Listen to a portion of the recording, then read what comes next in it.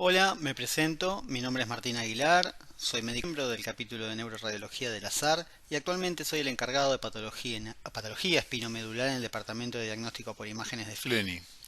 En esta clase vamos a abordar la patología tumoral y pseudotumoral intrarraquídea, tratando de complementar los contenidos existentes en el campus. Los objetivos de la clase son, en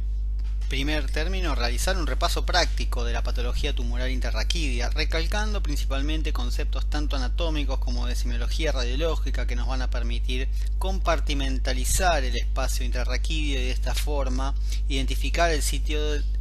de origen de las lesiones a estudiar. Haremos referencia además a las lesiones pseudotumorales, las cuales en muchos casos representan un desafío diagnóstico, e intentaremos aportar alguna información de relevancia tanto terapéutica como también referente a lo que es la metodología de estudio en cuanto a técnicas. Como es habitual, vamos a definir a la patología tumoral intrarraquídea como aquella que afecta el conducto raquídeo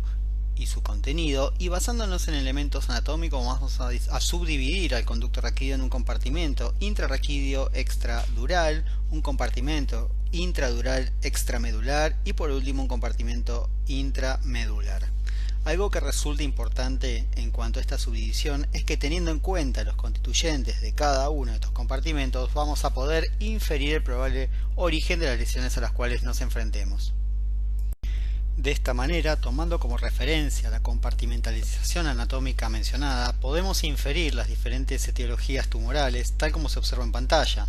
Los tres casos ubicados a la derecha de la pantalla muestran ejemplos de lesiones tumorales intrarraquídeas, señaladas todas con asteriscos, afectando los diferentes compartimentos descriptos. Para ejemplificar gráficamente la compartimentalización en la cual se basa la semiología radiológica de las lesiones intrarraquídeas, vemos estos tres gráficos con las diferentes localizaciones tumorales. Como podemos ver, el principal elemento anatómico a reconocer una vez definida la localización intrarraquídea de una lesión espinal es el reconocimiento de la dura madre, que va a constituir el primer hito de identificación, siendo el siguiente la visualización o evaluación del cordón medular, del que no solamente su afección nos va a servir a los fines diagnósticos, sino también la forma en que se desplaza en función de cómo actúa sobre el mismo la lesión en estudio, tal como iremos viendo a lo largo de la clase. El primer grupo de patologías intrarraquídeas a las cuales haremos referencia es el grupo de las lesiones extradurales, o sea, aquellas que afectan el espacio epidural espinal, pudiendo provenir tanto de sus elementos constituyentes como resultar de la extensión de patología ósea espinal o de patología paraespinal. En líneas generales, estas lesiones van a obliterar, ya sea parcial o totalmente, el espacio epidural, borrando el plano graso correspondiente y desplazando en grado variable el saco dural, por lo que siempre es mandatorio reconocer tanto las características imagenológicas de la grasa epidural como la relación de la dura madre con la lesión. Si bien la lista de patologías puede ser más amplia, el recuadro muestra algunas de las lesiones extradurales más frecuentes, tanto primarias como secundarias. Para comenzar con las lesiones extradurales, vemos un caso que suele ser un clásico. Las imágenes de resonancia magnética que vemos corresponden a un paciente adulto con dolor espinal crónico derivado al servicio por una fractura toracolumbar con sospecha de fractura osteoporótica, sufriendo además un cuadro de compresión medular. Como se observan las imágenes sagitales, vemos la alteración espinal difusa con compromiso de elementos anteriores y posteriores. Esto último algo que siempre debe hacernos sospechar en la naturaleza maligna del proceso en estudio. Vemos además el aplastamiento del E1 y en el corte axial podemos identificar un componente de partes blandas que ocupa el espacio epidural anterior a la derecha y desplaza el saco dural hacia el contralateral, comprimiendo además el cono medular. El mieloma múltiple es uno de los principales causantes de afectación del plano intrarraquídeo extradural en pacientes adultos, compromiso que puede devenir ya sea por la misma fractura patológica o la extensión epidural del proceso tumoral propiamente dicho. Más allá de la utilización de gadolínio, con el cual realmente en muchas oportunidades no contamos en un primer momento, es crucial evaluar la eventual pérdida de señal grasa del tejido extradural, por lo cual las imágenes T1 y T2 en plano axial son sumamente importantes, como podemos ver ejemplificado en el área señalada con flechas, donde observamos la extensión del tumor, mientras que a la izquierda del mismo la señal grasa se encuentra respetada. En este caso tenemos una paciente adulta con dolor dorsal y una RX que, si bien uno presume normal, debemos siempre considerar las limitaciones del método, principalmente en lo que es la transición cérvico-dorsal y los segmentos dorsales superiores, dado principalmente la superposición de estructuras. Como podemos ver señalado con flechas amarillas, notamos una lesión intrarraquídea que ocupa el espacio epidural posterior, lesión que mostraba una señal no demasiado alta en T2 y refuerzo homogéneo. En los axiales podemos ver cómo la lesión ocupa el espacio epidural y en los cortes tanto superiores como por debajo de la lesión reconocemos claramente la dura madre, lo cual nos va a permitir definir el domicilio de la lesión en estudio tal como hemos mencionado. Continuando el caso, si bien podríamos agregar algunas posibilidades diagnósticas más a la lista, mencionamos las que nos parecían más adecuadas en el momento de la discusión, inclinándonos por aquellas malignas dada la afectación que mostraba la apófisis espinosa en difusión, algo que pasaba desapercibido en las imágenes convencionales, lo cual demuestra la utilidad de este tipo de secuencias, más allá de que debemos habituarnos a su utilización en la patología espinal, ya que no siempre nos dan unas imágenes estéticamente lindas. En este caso, la difusión permitió guiar la biopsia y de esta manera llegar al diagnóstico de plasmocitoma, lo cual también permite plantear las alternativas terapéuticas de forma más específica para este tipo de patología. Antes de pasar a otro ejemplo y aprovechando la compresión medular que se visualizaba en el caso en cuestión, vamos a parar un segundo en hablar propiamente de la injuria compresiva del cordón medular derivada de los procesos epidurales, haciendo referencia principalmente a la utilización de algunos índices que permiten valorar el grado de compresión, algo que aplica a las lesiones tumorales como también a otros procesos, por ejemplo, degenerativos y traumáticos. Si bien desde un punto de vista puramente radiológico, en líneas generales para la caracterización de la compresión medular debida a patología extradural solemos basarnos en un análisis puramente cualitativo, evaluando el grado de efecto de masa que la lesión genera sobre el cordón medular y los cambios de señal del mismo en el sitio de compresión. En determinados casos dicha valoración puede resultar no tan fácil de realizar, por lo que podemos recurrir a diferentes formas de objetivar cuantitativamente el grado de compresión. Estos índices que vamos a utilizar suelen tener un probado correlato clínico y permiten identificar la injuria compresiva en forma precoz, algo que va a tener relevancia terapéutica. Hay que mencionar que estos índices en general provienen del estudio de otras patologías, principalmente cuadros compresivos en contexto traumático o degenerativo, pero que pueden ayudarnos, por lo que es interesante tenerlos en cuenta al momento de evaluar un determinado caso. En mi opinión, el área medular, que habitualmente se ubica por arriba de los 60 milímetros cuadrados, y el índice de compresión medular, que normalmente es mayor a 0.4, pudiendo alguna bibliografía ubicarlo en mayores a 0.5, resultan sumamente útiles, pero debiendo siempre considerarse que han sido desarrollados para evaluar otras causas compresivas como mencionamos. Pero si queremos utilizar algún sistema de clasificación específico para la compresión tumoral extradural, en la bibliografía existen algunos sistemas ya con evidencia validada, aunque en mi opinión con limitada utilización en la práctica radiológica diaria. Recalco la importancia de familiarizarnos con estas herramientas diagnósticas y discutir su utilización con los neurocirujanos amigos a fin de lograr acercar elementos radiológicos ya no solamente desde el punto de vista diagnóstico, sino también con valor en la toma de decisiones terapéuticas. Vemos en pantallas 3 ejemplos de gráficos extraídos de la bibliografía con muy pocas variaciones entre los mismos y al igual que lo que sucede con otras patologías espinales, principalmente el traumatismo, ya la AO recomienda un sistema clasificatorio propio que creo que es el más utilizado a fin de objetivar y consensuar el grado de compresión medular. El siguiente caso corresponde a un paciente adulto con una fractura patológica de T1 y sospecha de un proceso infeccioso de base, de posible etiología tuberculosa debido al extenso componente abscedado tanto prevertebral como epidural, como podemos ver en el recuadro rojo en pantalla. Las imágenes T2 demuestran la progresión del cuadro, muy rápida por cierto, y en la imagen axial T2 evidencia el compromiso epidural con desplazamiento del cordón medular. En el set de imágenes axiales T2 correspondientes al mismo caso, podemos ver señalado con flechas cómo la dura madre visible como una fina línea hipointensa que se interpone entre el proceso ocupante epidural y el cordón medular se va medializando paulatinamente a medida que nos acercamos al punto de mayor compresión, algo que, como mencionáramos al principio de la clase, es fundamental a los fines de caracterizar el origen extradural de una lesión intrarraquídea. El caso que venimos viendo correspondió finalmente a la extensión intrarraquídea extradural de un linfoma cervical, con estas imágenes correspondientes a cortes de TC realizados por encima del área de compresión y en el sitio de la lesión. Me interesa demostrar principalmente la adecuada visualización del compromiso epidural mediante TC con contraste, algo que es de relevancia y que debemos tener en cuenta cuando debemos desempeñarnos en lugares sin acceso a resonancia magnética.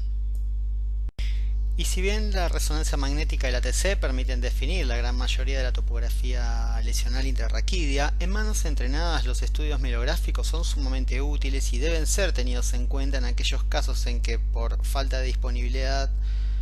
de métodos o por las características propias del paciente que impiden la realización de resonancia magnética principalmente, los estudios mielográficos permiten definir aquellos casos donde los métodos convencionales no resultan concluyentes. Dentro de lo que son las patologías pseudotumorales que podemos ver afectando el espacio extradural, es importante destacar los procesos infecciosos frecuentemente derivados de cuadros de espondilodicitis, como podemos ver en el caso en pantalla. Ante este tipo de procesos es sumamente relevante la identificación de la extensión intrarraquídea del proceso infeccioso, lo cual es recomendable evaluar en resonancia magnética mediante la administración de contraste endovenoso. Algo que resulta importante al momento de evaluar el compromiso epidural de naturaleza infecciosa es determinar el tipo de realce que muestra dicho compromiso a los fines de diferenciar entre la formación de un flemón que va a realzar en forma homogénea o la presencia de componente abscedado, el cual muestra áreas de aspecto necrótico quístico tras la administración del contraste endovenoso. Esta disquisición puede ser relevante, ya que ambos procesos difieren en el abordaje terapéutico, mostrando el componente abscedado una peor respuesta al tratamiento antibiótico, lo cual predispone a la resolución quirúrgica. Este caso, el cual venía derivado para cirugía con diagnóstica de meningioma dorsal calcificado en una paciente adulta con un síndrome de compresión medular crónicamente evolutivo, podemos ver la gran calcificación intrarraquídea en TC. Y si bien no podemos precisar por este método el domicilio de la lesión, nos llama la atención la presencia de calcificaciones en el espacio intervertebral adyacente, el cual estaba reducido en altura, y la continuidad de la lesión con dicho espacio intervertebral visible en RM. El caso correspondió a una hernia discal dorsal calcificada con un componente transdural que condicionaba mielopatía y que requirió de resolución quirúrgica. Este tipo de evolución de las hernias discales con calcificación y lesión transdural es propio de la región dorsal y es algo a lo que tenemos que estar atentos al momento de evaluar casos como el que mostramos. Teniendo en cuenta que el espacio epidural se encuentra ricamente irrigado, debemos considerar también el comportamiento pseudotumoral de la patología vascular. En este caso vemos una extensa malformación arteriovenosa compleja con componente linfático prevertebral que afectaba a la unión cráneo-espinal y que, como podemos ver en la imagen axial, mostraba extensión epidural señalada con flechas, generando compresión medular, razón por la cual consultaba al paciente. En este caso podemos ver otra lesión ocupando parcialmente el espacio extradural dorsal y condicionando compresión medular, y que corresponde a un quiste meningio. Sería un grado 1A de la clasificación de Nabors. Señalado con flechas, vemos en las imágenes cómo la dura madre se va disponiendo alrededor de la lesión, lo cual nos va a permitir clasificar la lesión como extradural, tal como venimos recalcando a lo largo de este apartado. Por otro lado, vemos en el axial cómo el cordón medular se encuentra no solamente desplazado en sentido anterior, sino que también está deformado con cierto aplastamiento, aunque sin cambios de señal. Esto nos va a permitir, como ya dijimos previamente, inferir la injuria precoz de la médula en un paciente que ya presentaba clínica medular aún antes de que se visualicen los cambios de señal T2. Con este caso busco ejemplificar algo que puede pasar y a lo que debemos estar atentos. Por un lado vemos una clara infiltración del espacio epidural derivada del compromiso óseo de L5 por un carcinoma de mama. El otro caso es de un paciente con antecedentes de cáncer de riñón, y podemos ver un área de engrosamiento del espacio epidural lumbar que no resultaba sospechoso, aunque sin una clara afección ósea aparente. Hay que mencionar que este paciente, el segundo que mencionáramos, se había realizado un examen de resonancia magnética con gadolinio tanto de cerebro como de columna lumbar, lo cual había demorado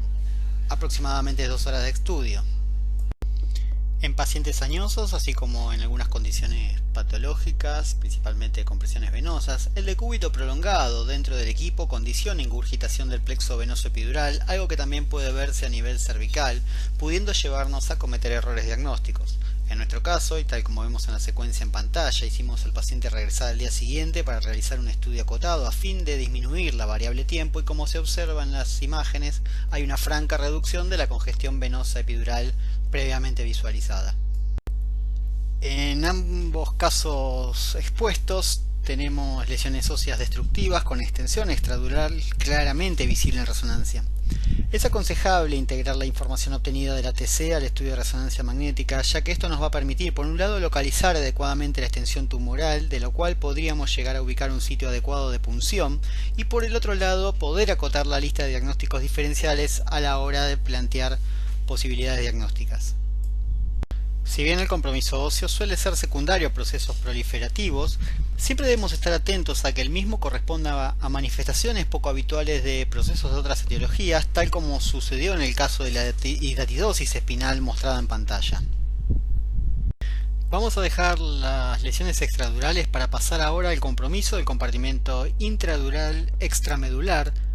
de lo cual, como hicimos antes, vemos un brevísimo resumen. En estos casos, otra vez la visualización de la dura madre resulta mandatoria, ya que las lesiones de las cuales nos ocuparemos quedan incluidas dentro del saco dural, pero por fuera del cordón medular. De las lesiones tumorales intradurales extramedulares principales, el meningioma es una de las más importantes,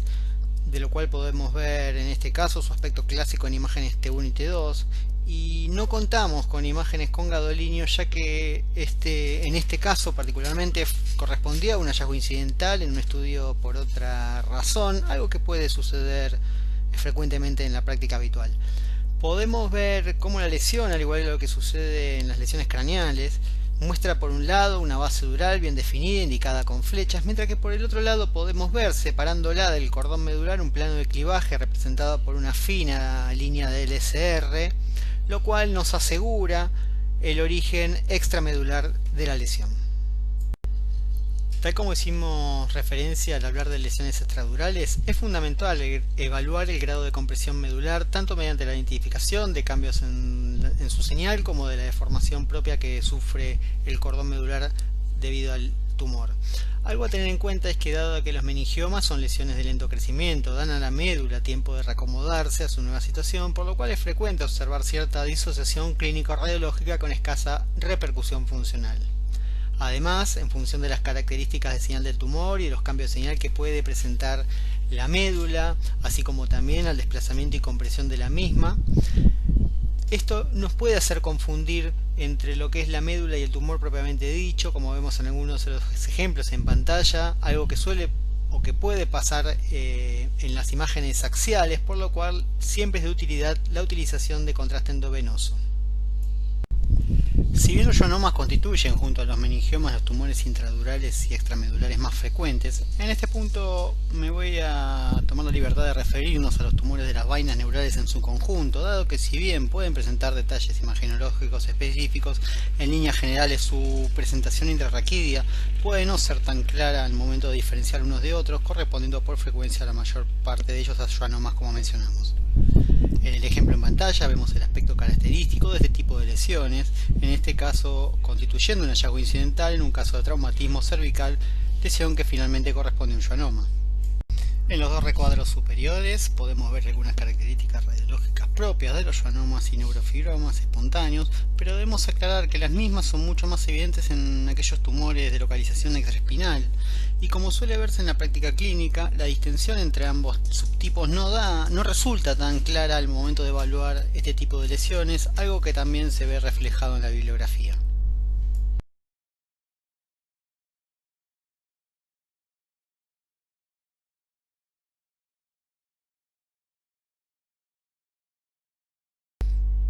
En este caso, correspondiente a un adulto con radiculopatía cervical izquierda de localización C4-C5, teniendo en cuenta que conocemos la localización del síntoma, algo con lo que es fundamental contar al momento de evaluar la columna, ya el estudio radiológico nos muestra algún hallazgo que justifica progresar en el algoritmo diagnóstico con métodos de mayor complejidad.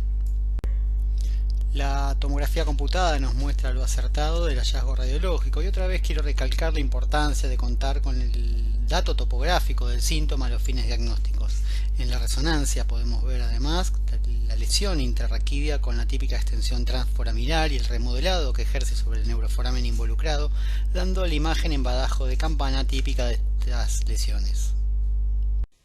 Mención especial requiere la presentación de los tumores de las vainas neurales que involucran el raquis en contextos sindrómicos como pueden ser la neurofibromatosis tipo 1, la NF2 y la schwannomatosis, de los cuales vemos algunos ejemplos. Si bien cada una de estas entidades presenta características propias que la definen, como puede ser la presencia de neurofibromas en la NF1, tal como está señalado en la primera imagen con asterisco rojo, debemos siempre recordar que para el diagnóstico definitivo de las mismas deben cumplirse siempre criterios diagnósticos específicos. En lo referente al compromiso secundario del compartimento intradural y extramedular, los premios se los suele llevar el compromiso meningio, y tomando como referencia la descripción de Ross en su libro de columna, podemos identificar al menos 4 formas de carcinomatosis meningia espinal, de las cuales vemos aquí 3 ejemplos que comprometen el compartimento en estudio. Por un lado, el compromiso meningio puede manifestarse en una forma de afección leptomeningia difusa, como pasa en el primer caso, en pantalla, como un engrosamiento meningio focal o varios engrosamientos meningios focales, como en el caso ubicado en el medio, o como una masa que rellena habitualmente el fondo de saco dural, tal como se observa en el ejemplo de la derecha de la pantalla. Pero una forma clásica de compromiso leptomeningio secundario lo constituyen las metástasis en gota, las cuales resultan de la diseminación de los procesos tumorales vehiculizados por el LSR. Podremos ver un caso con una imagen característica de esta forma de diseminación en un paciente adulto con un adenocarcinoma de pulmón y la presencia de múltiples nódulos de realce afectando la cola de caballo, lo cual da la característica imagenológica típica.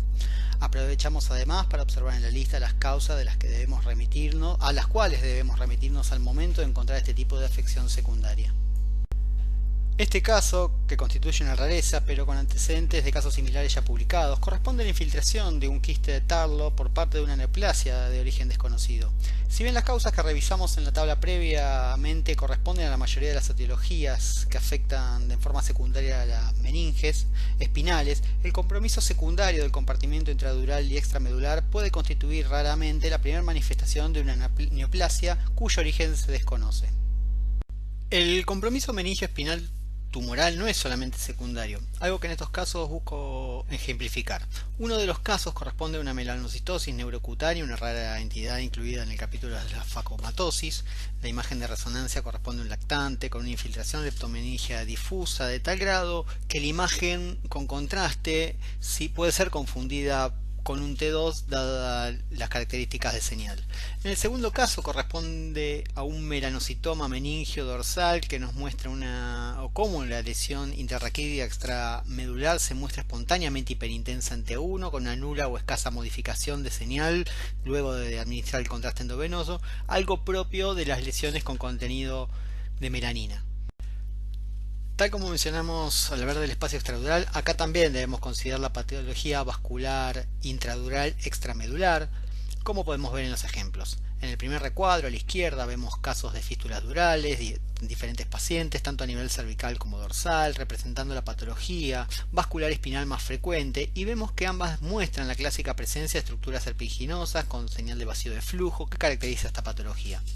Vemos además la relevancia del angio-RM, la cual no solamente nos va a permitir aclarar el origen vascular de la lesión, sino también nos va a permitir reconocer la aferencia y eferencia vascular para de esta forma lograr cateterismos más selectivos al momento de realizar hemodinamia.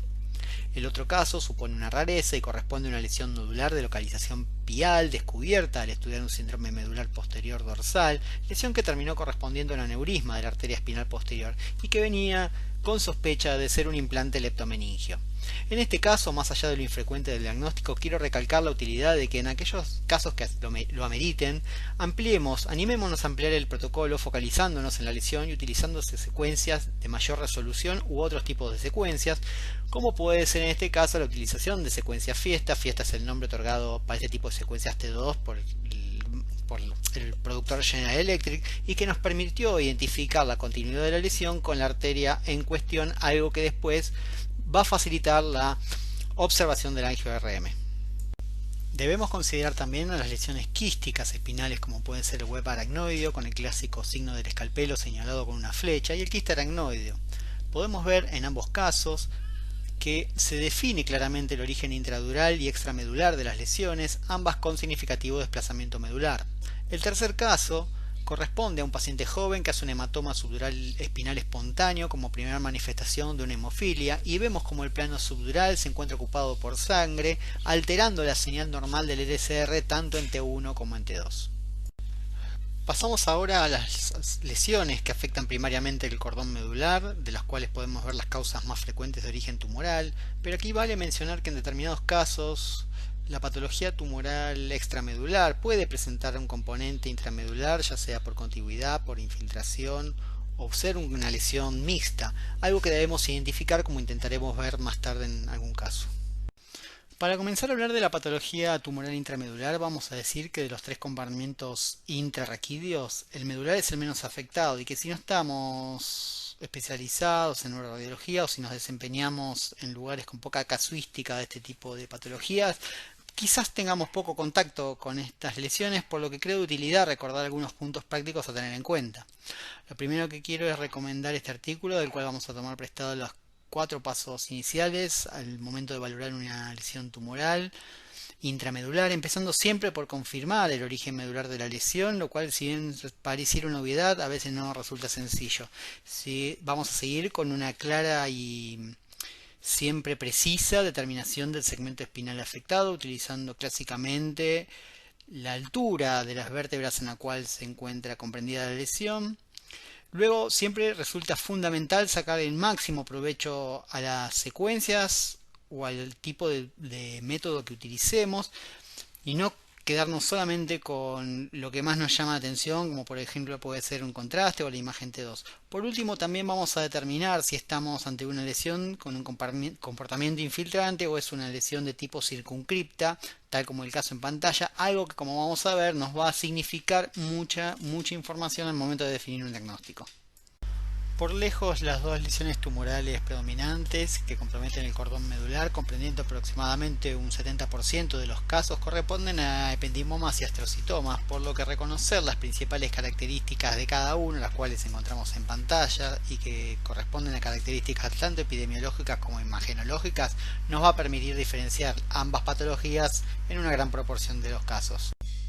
Podemos ver por un lado las características típicas o más frecuentes del astrocitoma medular, las cuales se encuentran representadas en el set de imagen en pantalla y que corresponden a un paciente joven con escoliosis, asociación frecuente. Repasando estas características, notamos el patrón infiltrante de la lesión que genera engrosamiento fusiforme del cordón medular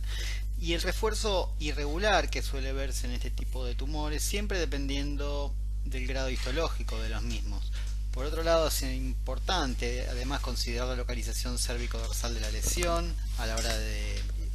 distinguirlas, así como la cantidad de segmentos vertebrales alcanzados en su extensión cefalocaudal y la ubicación excéntrica de la misma, tal como podemos ver en esta lesión, la cual correspondió a un astrocitoma anaplásico grado 3 de la OMS. A veces las características de la lesión no resultan fáciles de diferenciar del ependimoma, pero siempre debemos ayudarnos con datos como por ejemplo la edad del paciente, recordando que el astrocitoma es el tumor medular más frecuente en los niños.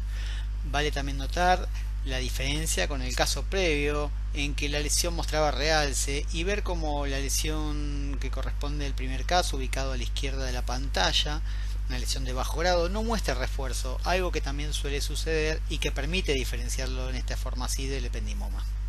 En el segundo caso, ubicado a la derecha, vemos un espinograma de un paciente con escoliosis dolorosa, algo que debe ser considerado como una bandera roja y que es una asociación frecuente con el astrocitoma. La RM nos muestra el compromiso olomedular, aclarando que por la escoliosis el compromiso cervical queda fuera de la imagen, y siendo una presentación poco frecuente de los astrocitomas en cuanto a la extensión de los mismos. Por otro lado, en los axiales se ve el contenido poliquístico de la lesión y una pequeña área de refuerzo excéntrico que en nada se parece a los casos previos, con lo cual ejemplificamos el carácter variable de estos tumores al administrarles contraste endovenoso. En este caso tenemos una adolescente derivada por un cuadro subagudo de mielitis con sospecha de esclerosis múltiple dada la presencia de lesiones focales y monosegmentarias que afectaban el cordón medular a nivel cervical, lesiones que no realzaban con el contraste y que se acompañaban de un examen de resonancia de encéfalo totalmente normal. Una de las lesiones presentaba un leve componente exofítico posterior, algo que puede verse en los astrocitomas debido a la localización excéntrica de los mismos. Pero lo que quiero rescatar con el caso es la utilización de las imágenes por tensor de difusión de las que vemos los mapas color y la cuantificación de la fracción de anisotropía mediante ROI ubicados a nivel de la lesión y en la médula normal. La FA en este caso caía muy por debajo de los valores de referencia tomados en la médula normal, algo que como está descrito suele asociarse al compromiso tumoral.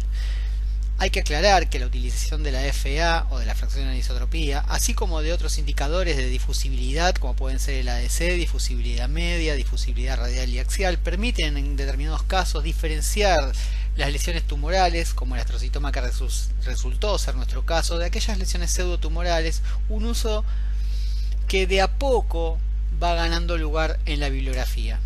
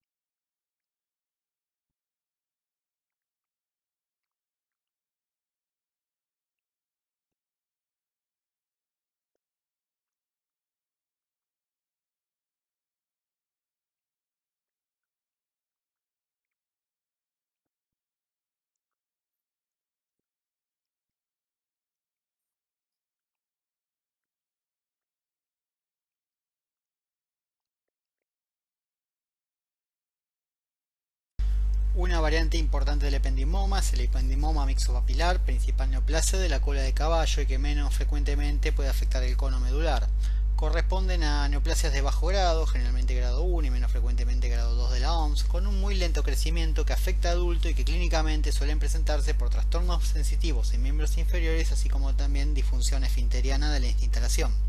Frecuentemente presentan sangrado intratumoral, pudiendo dicho contenido hemorrágico disponerse, dando lugar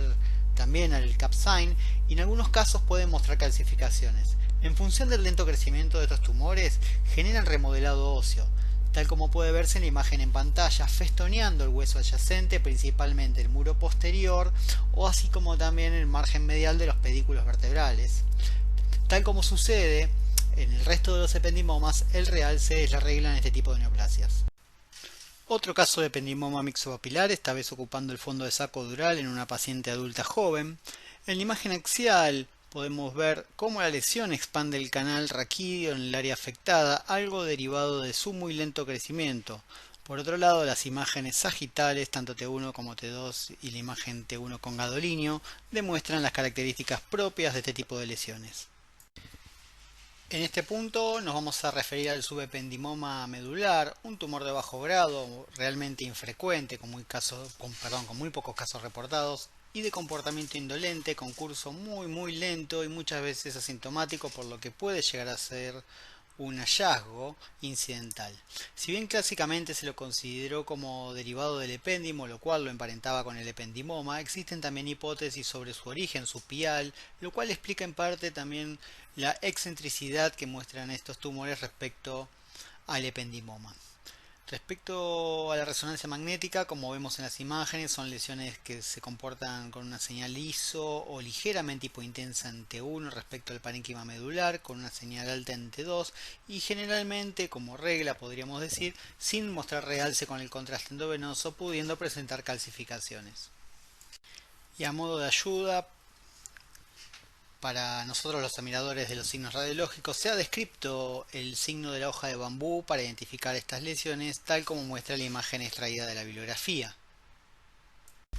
Hay que tener en cuenta que prácticamente cualquier clase de tumor primario del sistema nervioso central puede afectar el cordón medular, por lo que las posibilidades diagnósticas no deben limitarse a los tumores vistos hasta aquí, principalmente el astrocitoma y el ependimoma. De esta manera podemos encontrarnos con neoplasias glioneuronales, como puede ser el ganglioglioma, afectando principalmente a niños y adultos jóvenes, una lesión de curso oligosintomático, algunos de los cuales son descubiertos en contexto de estudiar una escoliosis y con características de RM que dificultan una clara distinción de otras lesiones tumorales. Debemos mencionar también el hemangioblastoma, siempre recordando que la visualización de trayectos vasculares fistulosos son algo característico de estas lesiones.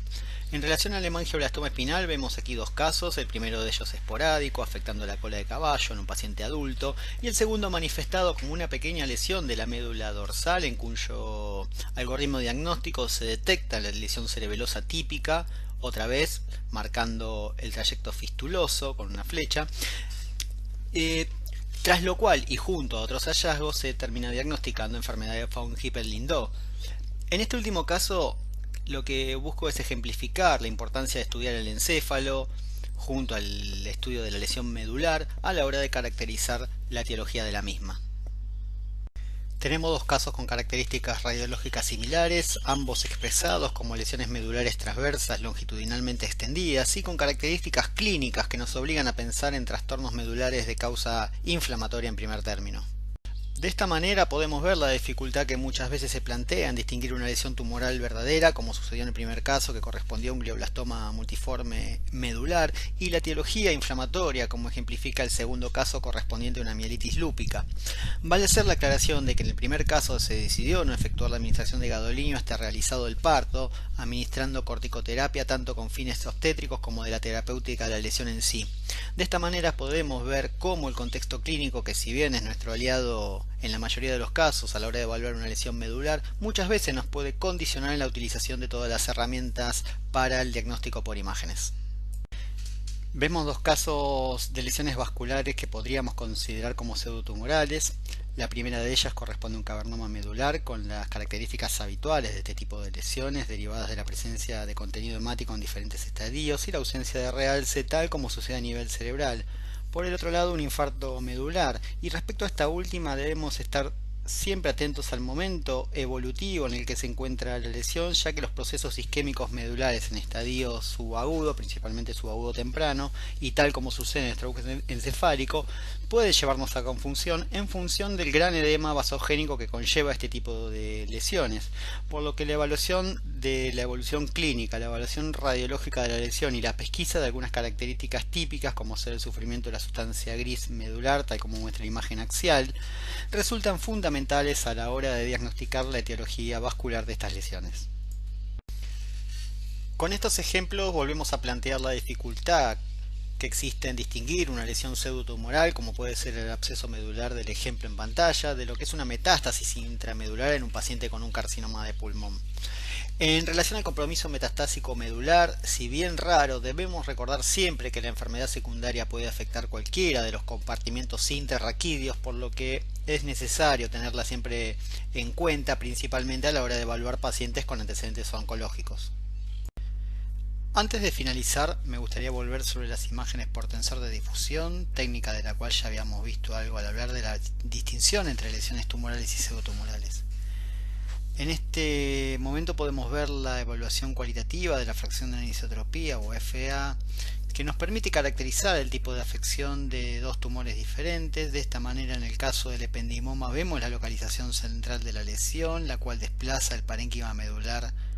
normal, representado por todo un anillo periférico de color rojo rodeando la lesión, mientras que en el caso del astrocitoma ubicado a la derecha de la pantalla, la afección es excéntrica y el área de afección izquierda se muestra totalmente alterada en la escala de color dada la naturaleza infiltrante de la lesión. Tomando estos dos casos como ejemplo, quiero resaltar la importancia de ir incluyendo nuevas técnicas de estudio que puedan ayudarnos en determinados casos, sobre todo en aquellos casos de difícil resolución, y esta inclusión aún a modo de evaluación, intentando estar siempre al día desde una perspectiva práctica con los avances en el área de imágenes.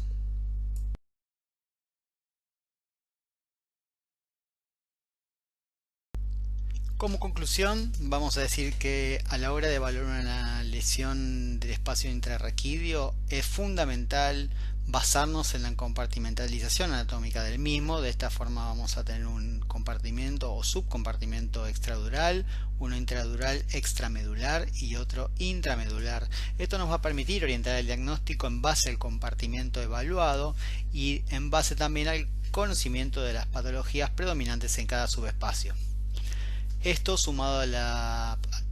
lo que son los datos clínicos, a la evolución radiológica temporal y a las características de la lesión, nos va a resultar fundamental a la hora de discernir